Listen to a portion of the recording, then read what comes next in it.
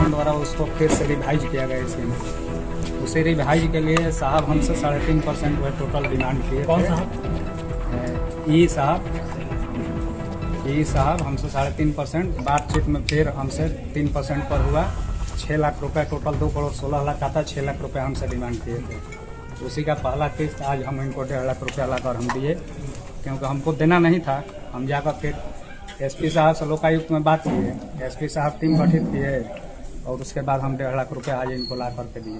कहाँ के माध्यम से दिया? जी, हम बिहार के हैं। किसके माध्यम से दिया पैसे? माध्यम हम अपने खुद आकर यहाँ पर बात किए। ड्राइवर को या साहब को? खुद ना खुद आकर बात किए तो साहब कॉल करके ड्राइवर को बुलाए और ड्राइवर से बोले कि गाड़ी में ले जाकर देंगे, रख दो।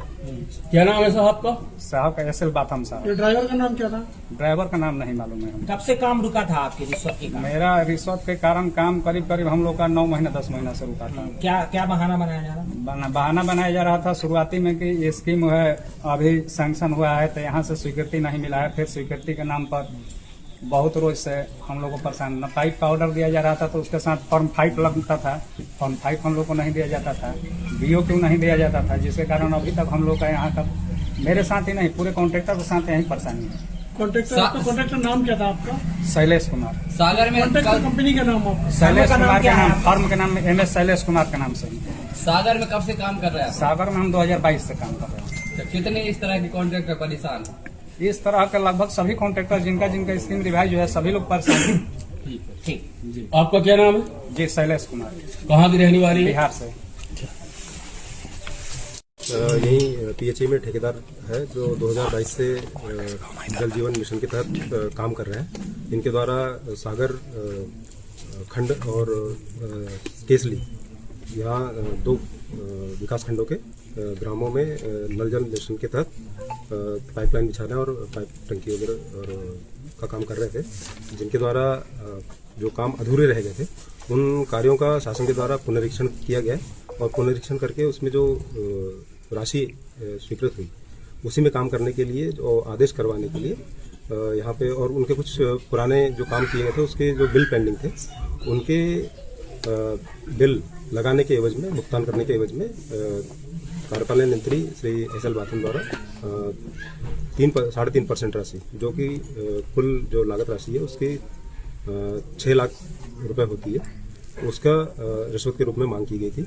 जिसकी शिकायत आवेदक द्वारा पुलिस अधीक्षक महोदय श्री योगेश्वर शर्मा साहब के समक्ष की गई थी। उनके द्वारा शिकायत का सत्यापन करवाया गया।